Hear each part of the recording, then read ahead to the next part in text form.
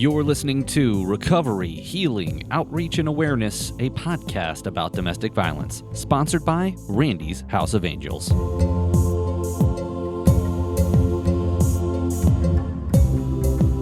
Domestic or intimate partner violence is a complex and silent epidemic that affects millions of people worldwide.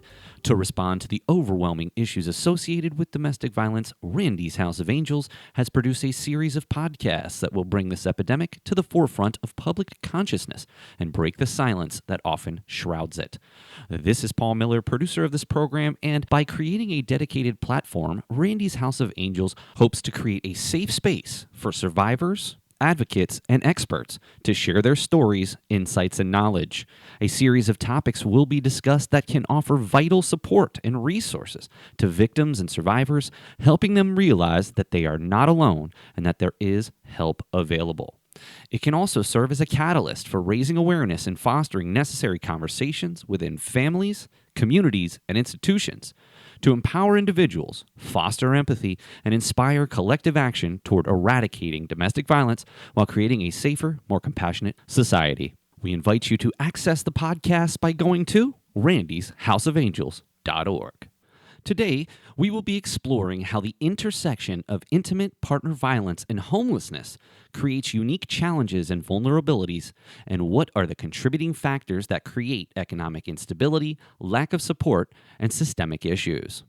We will also examine the barriers survivors face in seeking help, including access to shelters, legal resources, and supportive services in our communities.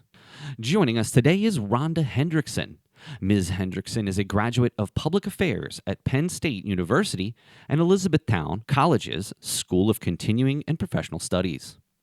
She is currently the Chief Operating Officer at the YWCA Greater Harrisburg and is an Adjunct Instructor at Penn State Harrisburg teaching Homeland Security. With more than 24 years of expertise in public health issues, Rhonda provides program management expertise in issues related to domestic violence, sexual assault, human trafficking, and organizational leadership. She has served leadership roles at the YWCA of Greater Harrisburg, supporting violence intervention and prevention services. Ms. Hendrickson speaks at the local, state, and national level on issues related to domestic violence, sexual assault, and human trafficking. Today's podcast facilitator is Sherry Peters. Sherry Peters, a master's level social worker, is a nationally recognized facilitator in the children's mental health field and currently serves on the board of Randy's House of Angels. Formerly the director of the Psychiatric Residential Treatment Facility Waiver Initiative at Georgetown University's National Technical Assistance Center for Children's Mental Health, Ms. Peters also spent 21 years in leadership positions in the Commonwealth of Pennsylvania's Office of Mental Health and Substance Abuse Services, addressing children's mental health policy and program development. This includes suicide prevention and trauma-related issues. In her early career, she spent a decade as a therapist in residential and community settings.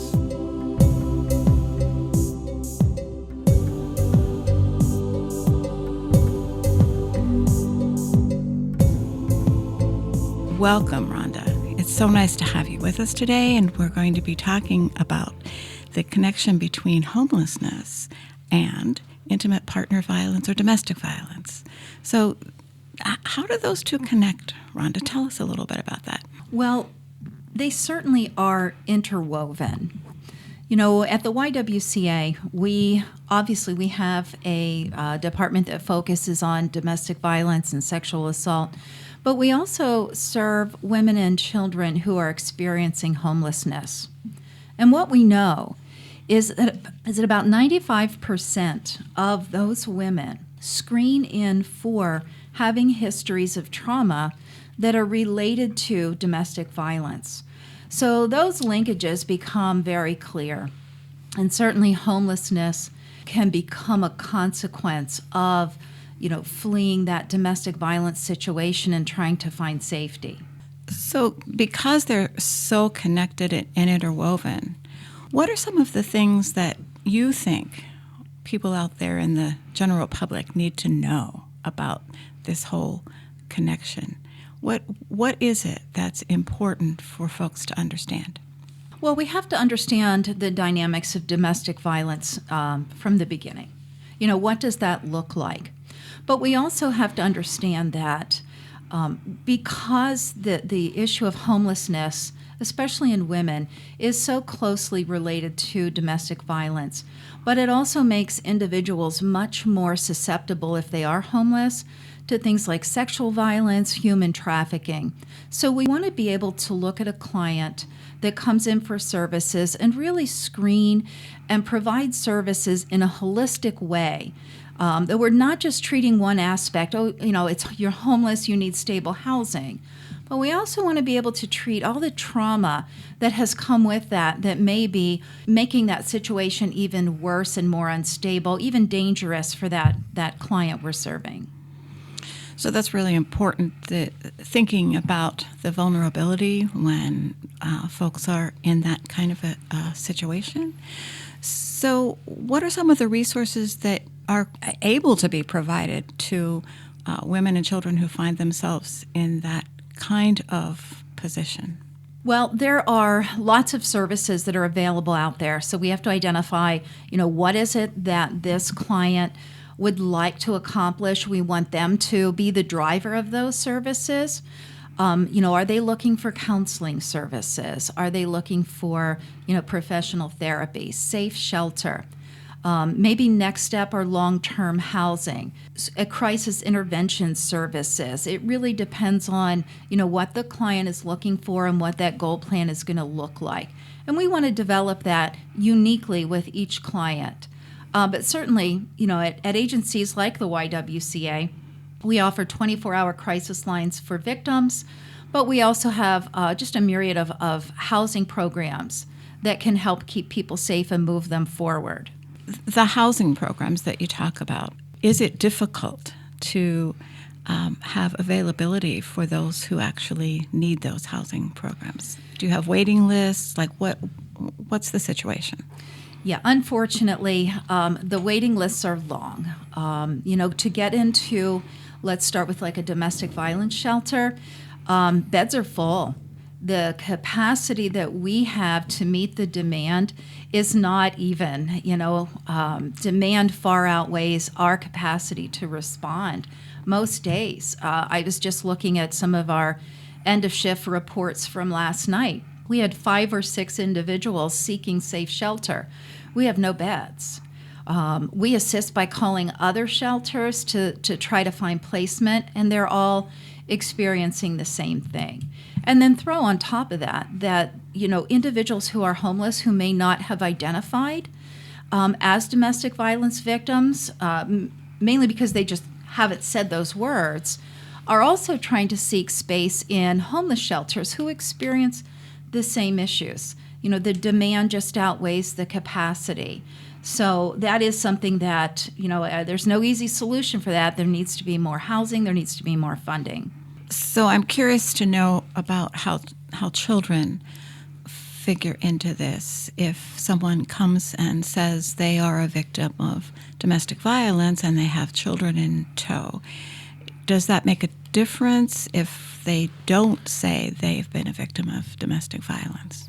Well, it doesn't make a difference as far as getting access, right? So if a survivor identifies that they're fleeing, they need safe shelter, they're prioritized for those open beds. I think when there are children involved, we want to be sure that we are also serving the child, because the child is suffering from the same trauma. They've witnessed abuse, or if, the family is just homeless, then they have the trauma of that homelessness, as well as being displaced from the community, displaced from possibly the only home they've ever known, and now they're living in a communal environment with strangers.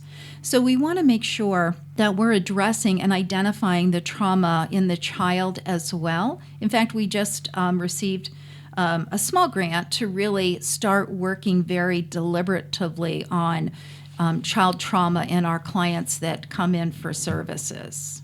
So what are some of the things that you might be able to help children with that are experiencing, obviously, this past trauma and present trauma just by being displaced? What can you do? Sure. So what we want to do first and foremost is identify what they're experiencing. So whether that's sort of a child trauma screening, identifying, where they are in that screening, but then getting them the type of services that they may need. So, for example, if they've witnessed violence in the home, we want to get them started in some child-specific counseling, potentially even, link them up with our therapists. We want to hold support groups for kids so that they have peer support and realize that there are other children who are experiencing the things that they have. But we also want to be able to give them recreational and socialization skills and activities so that they can join in and feel a part of maybe a new community while they transition from one living environment to another. In your experience, how do some of the children and women who come to you experience success in this whole process? Can you give some examples of some success stories that you have? Yeah, absolutely. Whether it's a case of homelessness, whether if it's domestic violence, I think there sometimes is a cycle that's involved in that. And the survivor, the client, they have to be ready to, really plan for what comes next and take those steps. And that's scary, especially when you have trauma that hasn't been treated and holds you in place. So it is possible. We have case managers that work with our clients on a weekly basis or more often as needed. But we see clients who really work towards self-sufficiency by identifying what they need to do. I need to get a job. I need to learn some skills around taking care of my own finances. I need, of course, the big one, housing. Where am I going after I've been in a shelter program? And it definitely is possible, and we certainly see a lot of success stories. And we also see a lot of individuals who really struggle and go through that cycle of, in and out of services until they're really ready to move forward. Because no matter what we wish for them, it's got to be them who has that motivation and has healed enough to move forward. Yeah, the whole idea of the person having choice is so important. And I wonder for our listeners, if someone who is listening is experiencing domestic violence or intimate partner violence and they are afraid because they know that they have no place to go, what would be their first step in trying to figure out what to do? Yeah, we certainly advocate for them to call into a domestic violence hotline. So those hotlines, and there's a program in every county, are open 24 hours a day, 7 days a week. So Christmas Day, when families are celebrating, we have advocates on duty ready to help. And they will help that person walk through what is happening in their life and start looking at a safety plan. What is going to be safe for you? What are you ready to do? Are you ready to leave? And if not, how can we keep you safe while you're still living with, the perpetrator? How do we plan for that exit in the safest possible way? Because we do know that one of the most dangerous times for a victim is when they are attempting to leave and that perpetrator is losing control. And it's a scary time. Often a survivor knows what's happening at home. They've become adjusted to knowing the signs of when this blow up is going to happen, when abuse is coming. They can see it, they can feel it. They know that. But what they don't know is, how do I survive after that? If I leave, what is going to happen to me? What is going to happen to my children? So that's a very scary time, and working with an advocate to make that safety plan, I think, is a very crucial first step. So the first step really is making a phone call. And even that is probably pretty scary for some folks. It's very scary, can be very dangerous. Yeah. If you know somebody who you believe is not safe, you can ask them, are you safe at home? Would you like a phone? I know a phone number we can call and get some advice. Help that friend call into a hotline.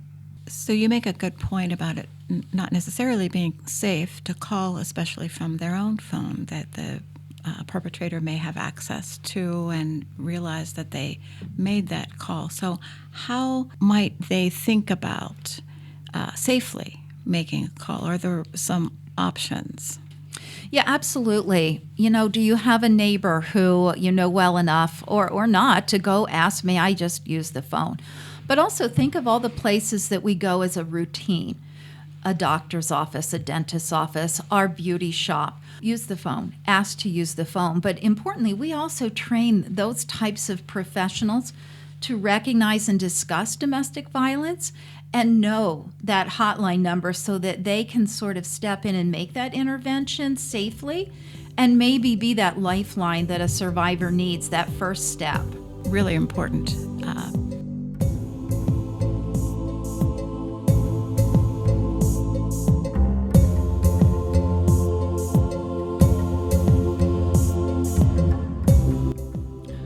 Did you know that Randy's House of Angels has served over 275 children since 2012? Go to randyshouseofangels.org to learn more about programs offered to children who are victims and or exposed to domestic violence. Programs are offered at no cost to parents and guardians in 6 central Pennsylvania counties, including Cumberland, Perry, York, Dauphin, Lebanon, and Adams. Contact Nancy Chavez at 717-503-4498 or email randyshouseofangels@gmail.com for more information.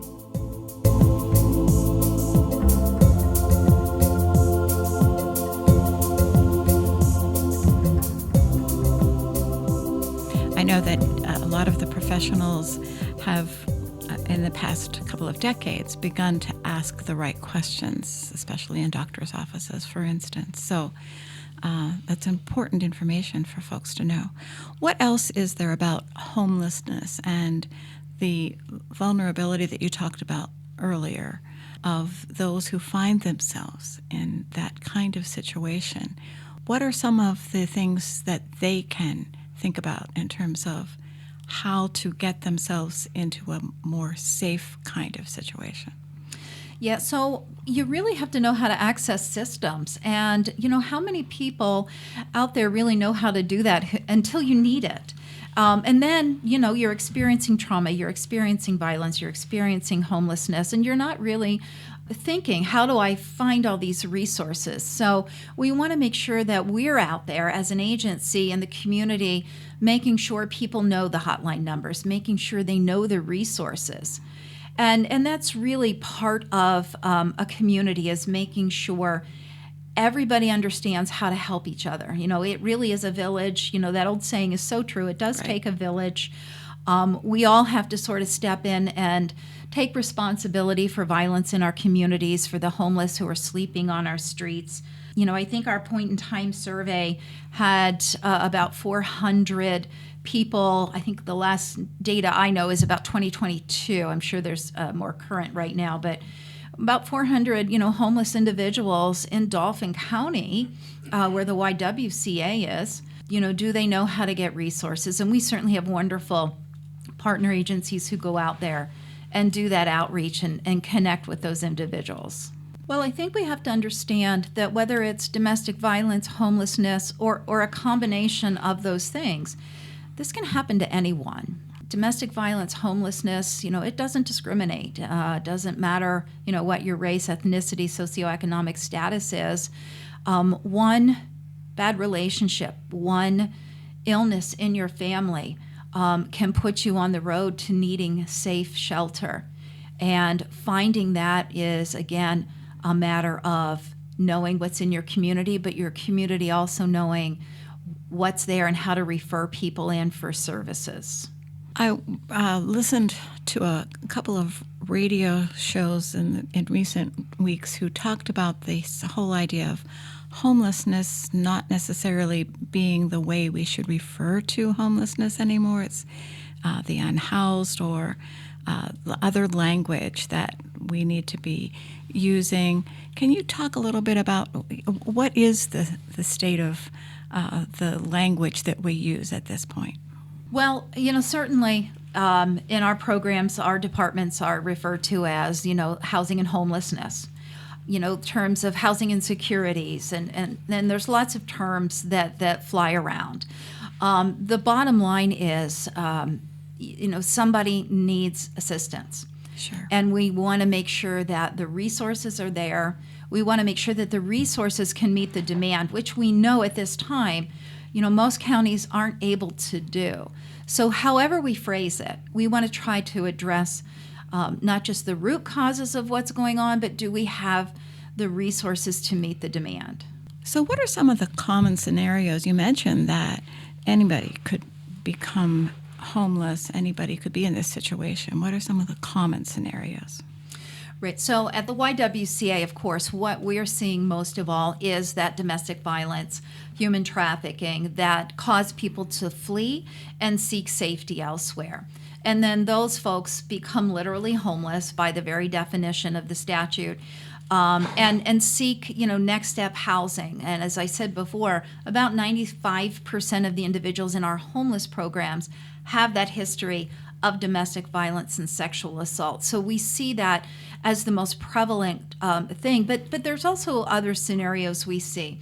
Individuals, especially single women in some of our programs, who might be on disability and just don't have the resources to find safe, affordable housing.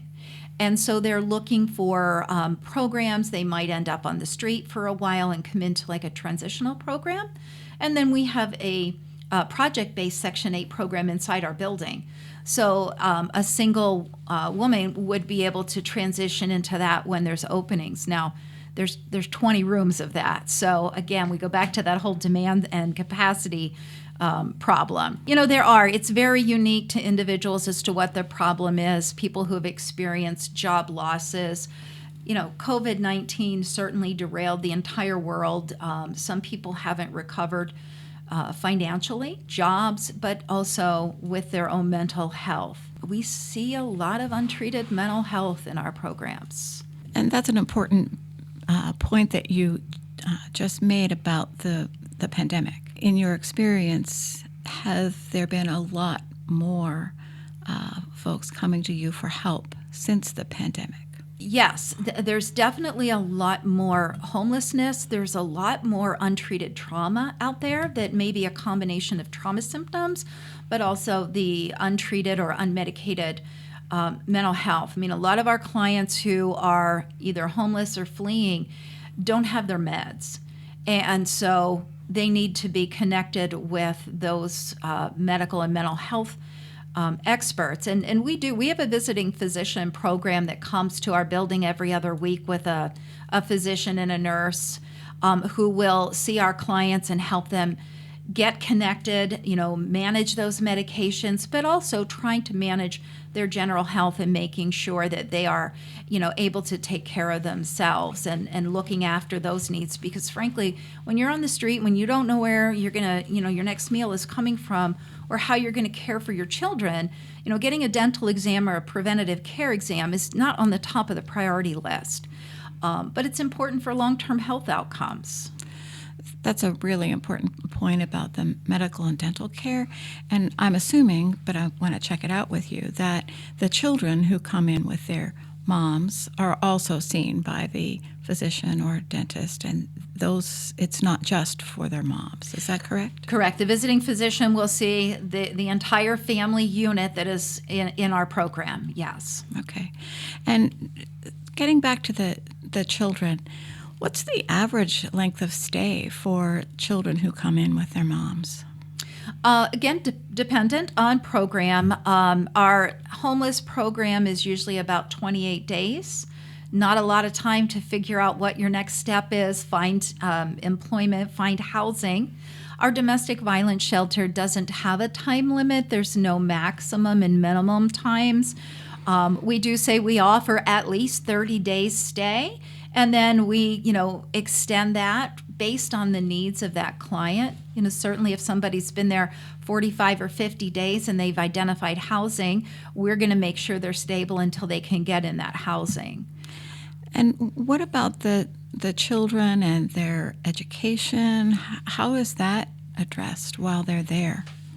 Right. So for domestic violence victims, if somebody has, fled their home, Their home school can come get them and pick them up. We can transfer them and help them transfer into the local school that might be nearby. But there are considerations that the schools need to make for those individuals living in shelters like that, so they can still have that sense of community that they knew at one time. So hopefully being able to remain in their school. But, quite frankly, we take victims from all over the state of Pennsylvania, and sometimes that's just not possible. Harrisburg is a hub for transportation. We get a lot of folks from out on the western end of Pennsylvania, so their kids aren't going to be able to stay in school out there. So we do, make sure we connect them with the school resources and get them enrolled.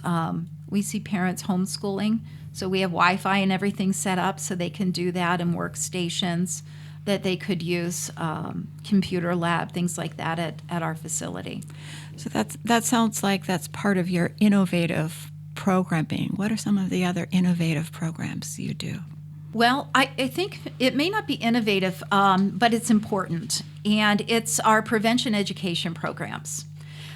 These are cornerstones, and what we do is go into the community and we talk about raising awareness of domestic violence, sexual assault, human trafficking, and all the things that go with it. But we also want to address the causes, the attitudes and the cultural beliefs that surround supporting a culture of violence against women, sexualizing our children for little beauty pageants or ads. I know I do a lot of training and teaching, and I have these pictures of little girls in a push-up bikini that one company sold at one time and got a lot of backlash for doing that. But, there's no reason. It's purely sexualizing and objectifying our women, our girls, our boys, and it helps create a culture where we look at people as things instead of human beings, and then it becomes easier for perpetrators to abuse, to traffic. That's a really important point about how community can do things differently to prevent some of the kinds of things that you see. What are some of the programs or ways that you help the children themselves heal in a way that would help to prevent this cycle, keep them from continuing this on as they grow up? Do you have anything that you do to address those things with the children themselves? Right. So whether it's sort of an individual counseling session, and our counseling is, we are not clinicians, we're not professional therapists. We're looking at validating the feelings, about helping them plan for the future, about helping them build healthy support networks. So think about maybe a 13-year-old who has started dating, and in this world, it's not uncommon, right? And is in an unhealthy relationship. So what we want to do is help her identify what a healthy relationship looks like versus what her relationship looks like, and let that, her or him, let them look at that and compare it and come to the realization themselves, right? They have to be able to see it and understand it. Yeah. So we do a lot of education. We do a lot of validating, experiences and helping them think of ways to build healthier support systems in their life, whether it's, parents or teachers or coaches, but also their friendships and their dating relationships. Little kids, we might be doing something very different. It has to be age appropriate, of course. Sure. So changing the topic slightly is a question about pets. What kinds of things do people have to think about when they are afraid to leave a situation because they've got pets that are important to them? Sure, and pets are a big part of the family. They're as important as our children. And some, folks feel like their pets are their children, so we want to be really cognizant of that. And if somebody is fleeing and won't leave without their pet, we do have area shelters and fostering that will take care of that pet until that person is able to establish their own place, if that's what they want, and then sort of reunite with that pet. If they have, service animals, of course, they come right in, right with the client, and they will stay right in the building with that client. Do you get many of those situations? We do get some, yes. Yeah. We will get people who say, I can't leave without my pet. And there's all kinds of pets. Believe me, we've seen a lot of things from, turtles and snakes and dogs and cats, of course. And people, it's a real barrier if somebody wants to bring that pet. So having shelters that understand that is critical. And I think all of the centers like the Y across the counties all recognize these things and work with area shelters and fostering programs to make sure that that pet can be safely cared for so that the survivor can leave. And some will even take all the pets. It just depends on the program. So what haven't I asked you about that you think is important? At the YWCA, if you're a victim of domestic violence, sexual assault, or human trafficking, you can call us 24/7 at 800-654-1211. It is a lifeline. It is a way for you to access our services when it is safe for you to do so. And you will know that somebody is always on that phone who is trained to help you deal with this situation. So if folks are listening and they're across the country, what kind of resources do they need to think about if they're not here in central Pennsylvania? So I think the thing to do is, if you have your smartphone, if you have access to a computer, go on and look for your state coalition. Here it's the Pennsylvania Coalition Against Domestic Violence. Go on their website. They will have a list of shelter programs in all the counties. Each state's going to have something similar.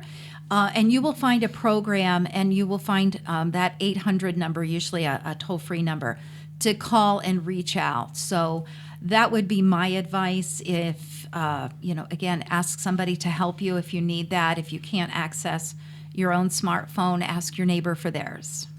When you think about folks who know someone who is afraid to leave because they don't have a place to go or they think they will become homeless, what advice could you give to a friend? What can they do to help the situation? Right. Well, when we talk about a domestic violence, even a human trafficking type situation, we don't want to put somebody in danger, in harm's way. Right.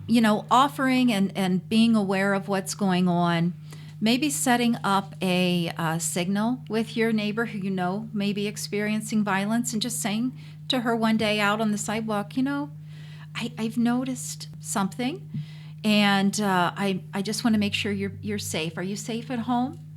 And she may or may not answer that question. But what you can also say is, if you ever need anything and you're in danger, put your porch light on.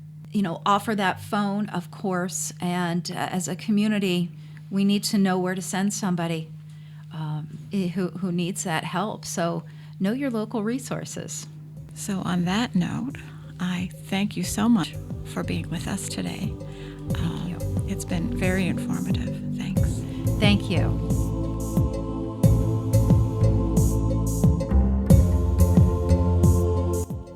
Randy's House of Angels is sponsoring Season 2 of a series of podcasts that will serve as a resource to anyone impacted by domestic violence, including parents, guardians, caseworkers, health providers, advocates, teachers, trauma specialists, clinicians, and more, to provide an overview of domestic violence and how to handle situations where domestic violence is present. Season 2 will include a series of 7 podcasts that will include an overview and understanding the link between domestic violence and homelessness, the relationship between domestic violence and pet abuse, how to navigate domestic violence in an LGBTQ+ relationship, understanding teen violence, the challenges of survivors and resilience revolution from victim to victor, and exploring how cultural traditions impact domestic violence. The podcast will include testimony and stories from experts who work in the field of domestic violence, criminal justice, and social work academia, and a survivor who was a victim of the domestic violence. This podcast will be broadcasted starting in July 24 and running through September of 2024.